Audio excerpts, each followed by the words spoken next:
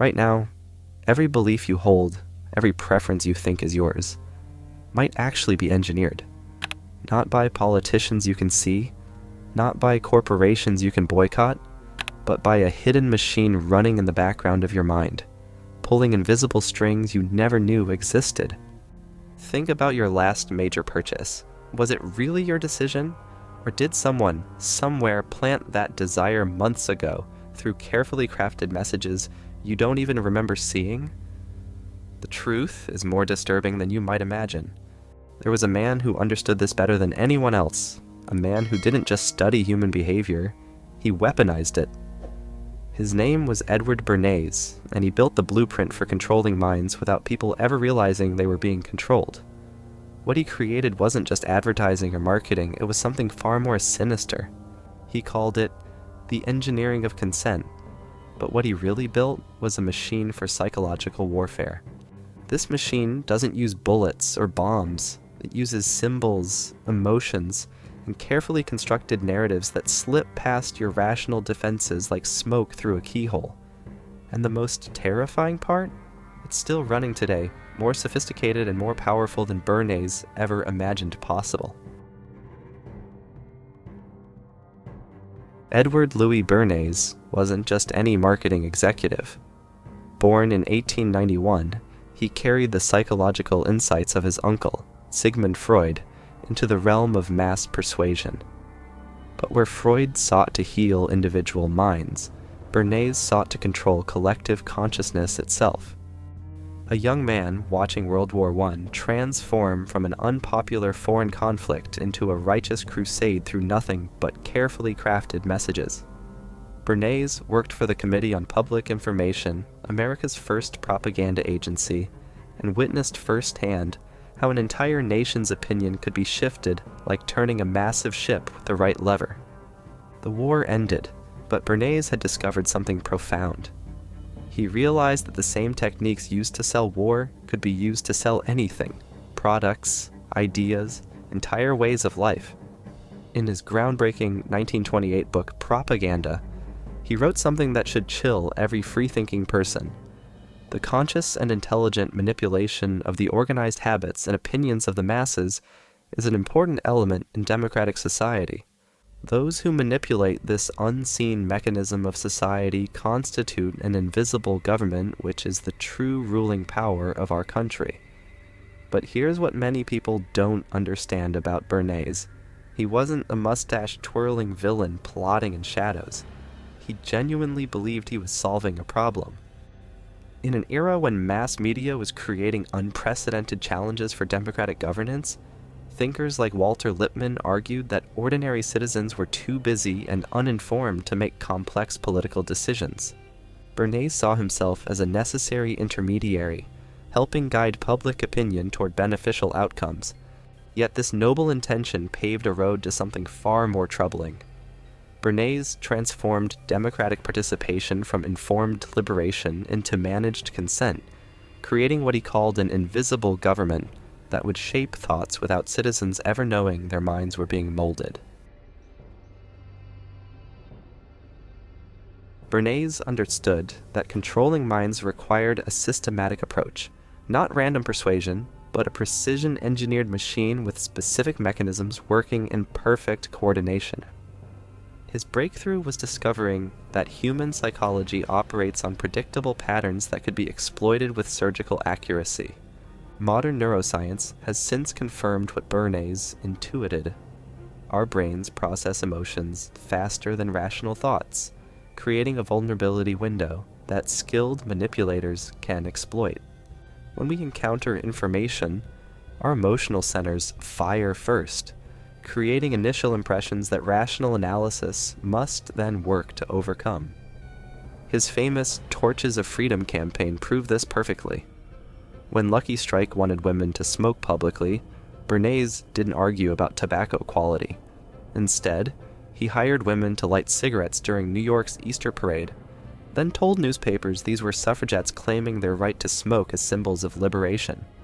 This technique, now called priming by cognitive scientists, works by creating associative networks in our brains.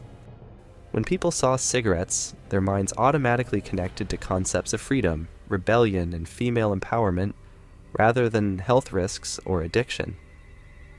Simultaneously, Bernays discovered how to manufacture desire where none existed before. Traditional commerce met existing needs. Hungry people bought food, cold people bought clothes.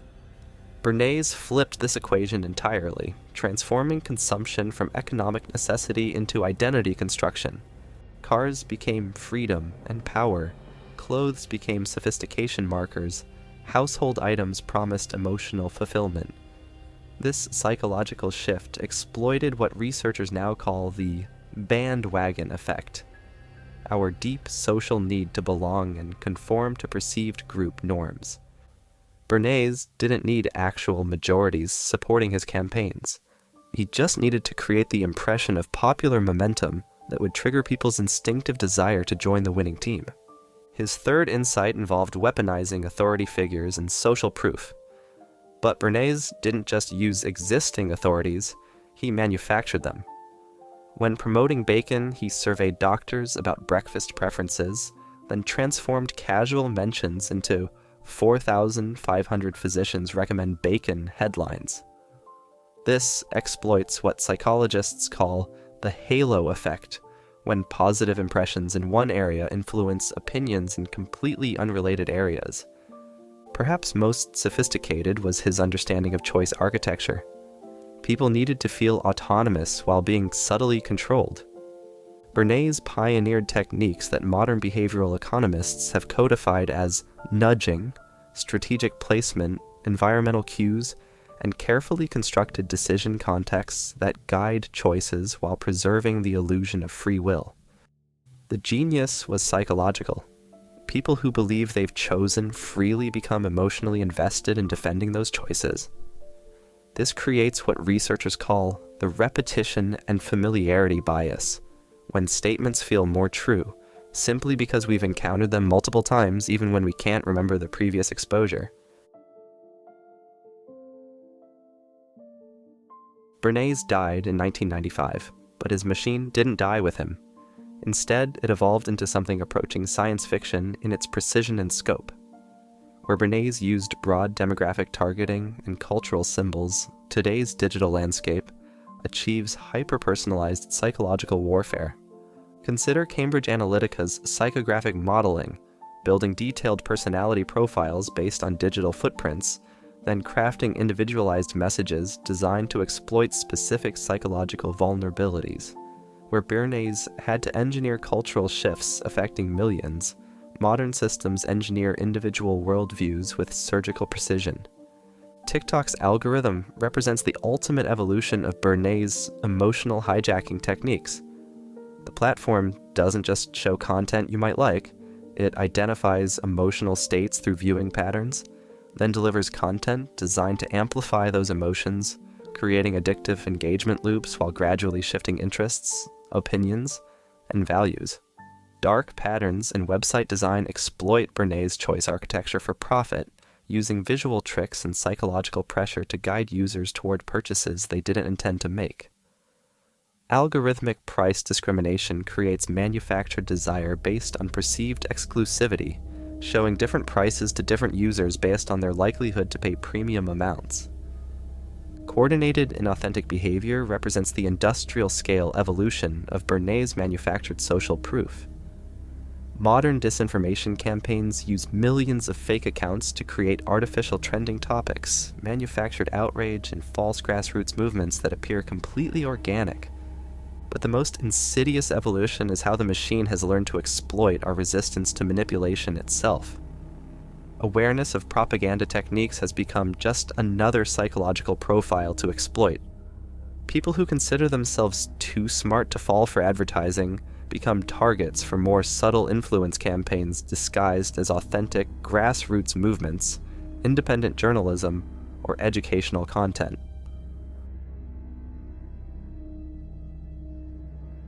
Why do these techniques continue to work despite widespread awareness of their existence? The answer lies in fundamental aspects of human psychology that haven't changed in thousands of years, and perhaps more importantly, serve crucial social functions that we can't simply eliminate. Modern neuroscience has revealed the precise mechanisms behind this vulnerability.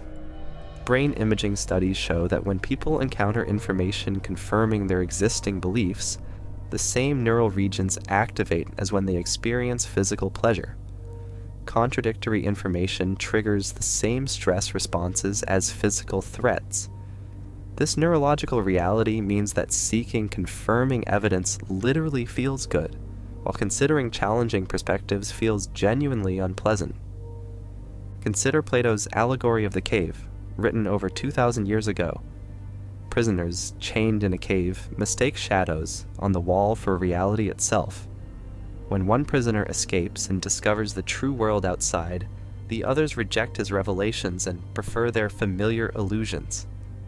This ancient insight perfectly describes how modern propaganda operates. The shadows are our carefully constructed media images, advertising messages, and social proof signals that create our sense of what's normal, desirable, and true. But here's what critics of propaganda often miss. Those psychological tendencies that make us vulnerable to manipulation also enable cooperation, empathy, and social bonding. Our tendency to trust authority figures helps maintain social order and allows us to benefit from others' expertise. Our desire to fit in creates communities and cultures. Our emotional decision-making enables rapid responses to genuine threats and opportunities. Friedrich Nietzsche captured another essential element when he observed that people prefer a lie that affirms them to a truth that challenges them. Effective propaganda doesn't force people to accept uncomfortable realities. It gives them permission to believe what they want to believe while feeling intellectually sophisticated. Studies of fake news propagation demonstrate how this works at scale. People rate statements as more accurate after seeing them just once before, even when they initially recognize them as false and can't remember the previous exposure.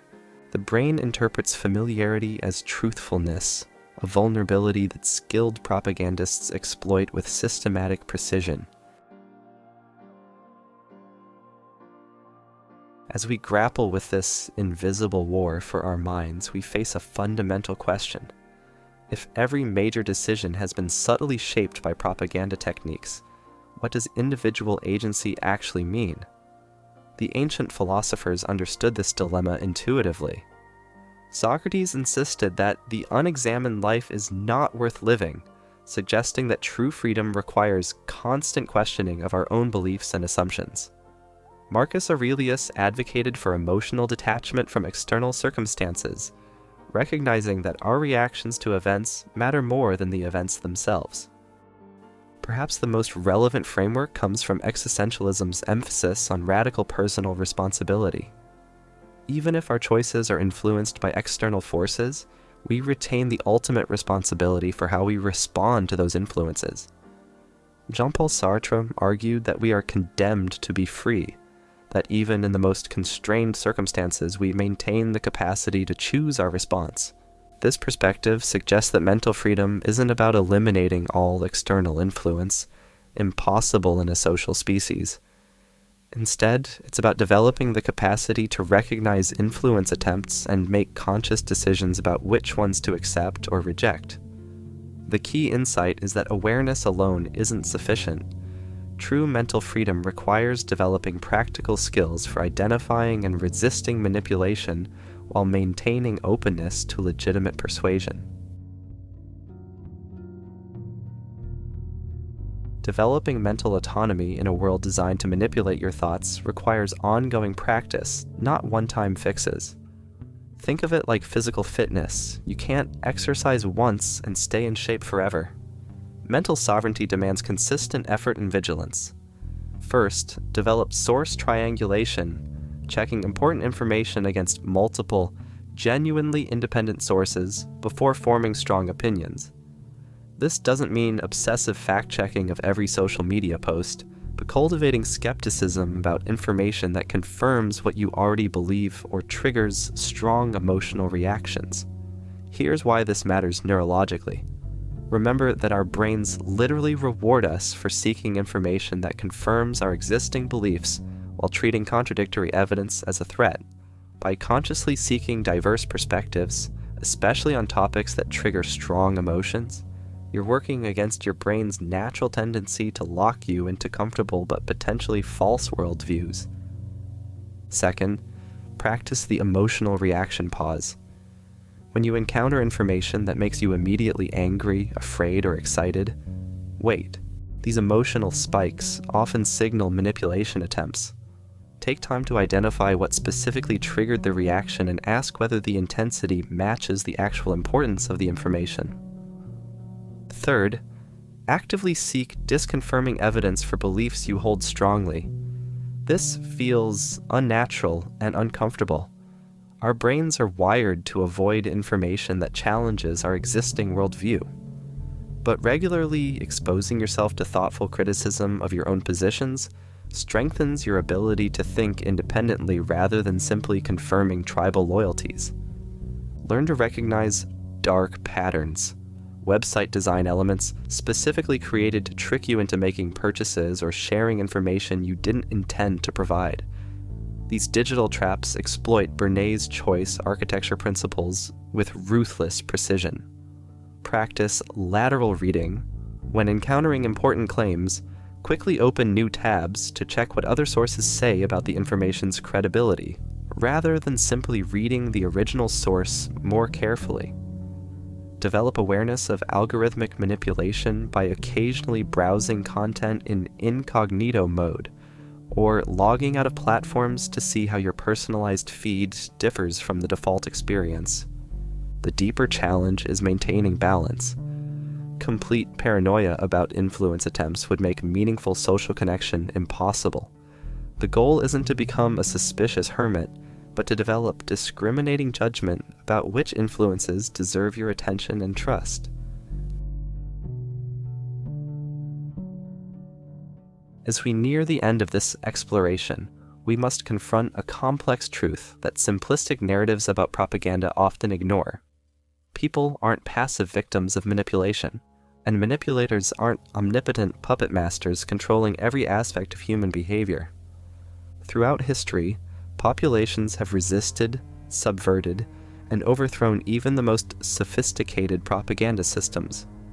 The same digital tools that enable unprecedented manipulation also provide unprecedented opportunities for independent information gathering, fact-checking, and organizing resistance to authoritarian control.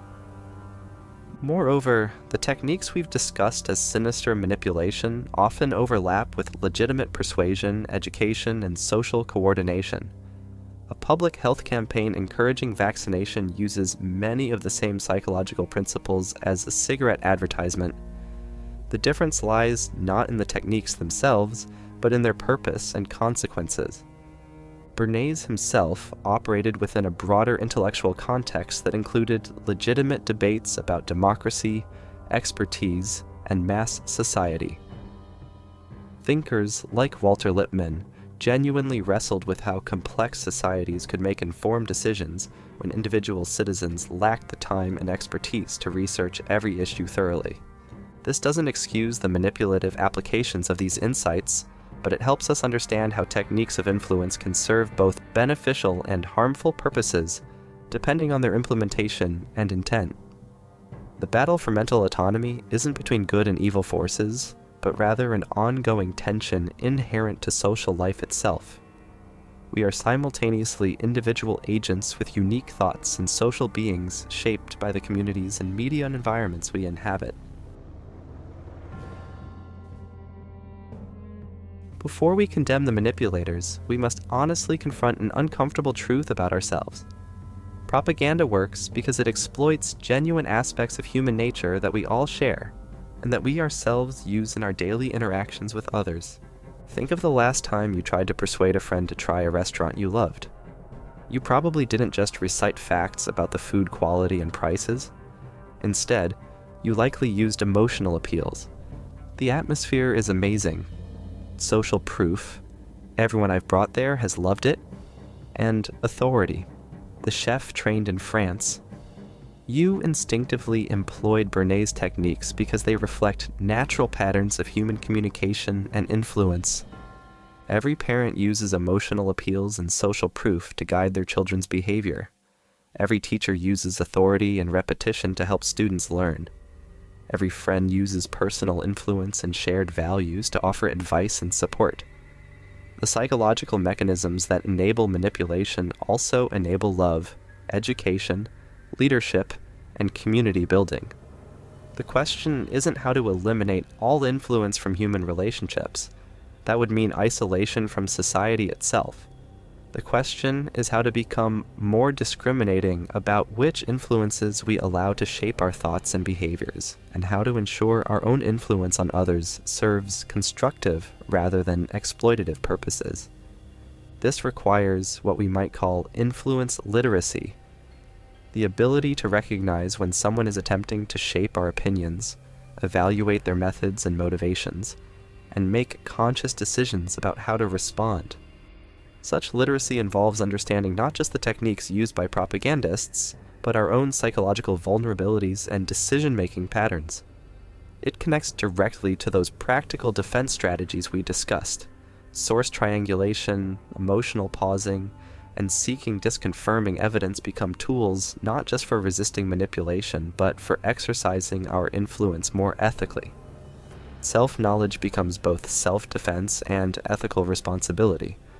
Understanding how influence works helps us use our own influence more wisely and compassionately. As we conclude this exploration of Bernays' propaganda machine, we're left with a question that haunts every moment of our media-saturated lives. In a world where sophisticated psychological techniques shape everything from our purchasing decisions to our political beliefs, how much of our mental life is authentically our own? The shadows on Plato's cave wall are still dancing, more vivid and convincing than ever before. But now, you know something about the projection system creating those shadows, and perhaps that knowledge itself becomes a form of freedom even if it doesn't provide complete escape from the cave. The war for your mind isn't something that happened in the past or might happen in the future. It's happening right now, in this moment, as you decide what to believe about what you've just encountered.